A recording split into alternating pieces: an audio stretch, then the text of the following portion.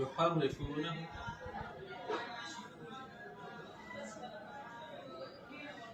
من بعد ما عقلوه وهم يعلمون.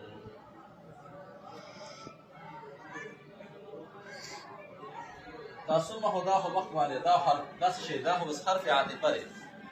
ثم بیا دا کوم حرف دی دا ډېر ناراضي ودا ته حرف عاطفه دی. ها دا څه شي دی؟ يحرفونه من بعد ما قلوب وهم يعلمون. وهم يعلمون. يحرفون فعل حرف يحرف تحريفا. هو زي ما ولا شو؟ فاعل. هو شو؟ مفعول به شو؟ هو شو؟ هو ضمير مفعول به شو؟ من حرف جر بعد مضاف شو كان؟ ما موصولة. ما موصولة. عقلوا فعل وضمير ولا فاعل هو مفعول به شو؟ عقلوا فعل وضمير ولا فاعل هو مفعول به.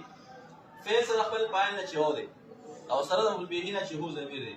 دا جمله فعلیه خبریه سله شته لپاره دا چا موصول سره سلینا مضاف له شته لپاره دا چا لپاره مضاف چې ابا علی بیا مضاف سره مضاف الیه مضاف سره مضاف الیه مجرور شته لپاره دا چا من حرف جر جار سره مجرور نه جار سره مجرور نه دا متعلق بچا پسې يحرفون فعل چا وسه متعلق يحرفون فعل سره بل فاعل نه چوو دي او سره د مفعول اول نه سره د مفعول به نه او سره د متعلق نه سره مفعول به نه او سره د متعلق نه دا جمله فعلیه خبریه دا جمله فعلیه خبریه دا کوم جمله فعلیه خبریه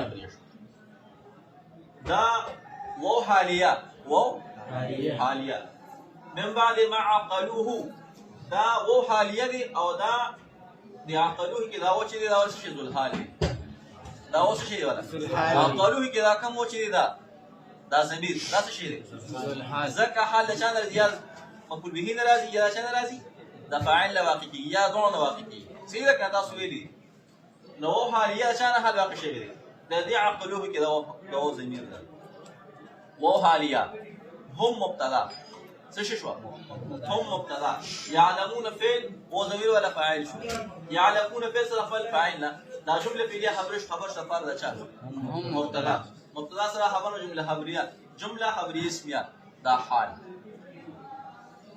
شو چاله دول حال صدر ذو الحال نه دا وحال صدر ذو الحال دا جمله شو دا جمله شو او دا بیا سله شو لپاره د ما موصول او دا مضاف الیه شو لپاره د بعدی او دا مجرور شو لپاره د منجر او دا متعلق یحرفون پسې او دا ټول جمله فعلیه خبریه دا کوم جمله شو جمله فعلیه خبریه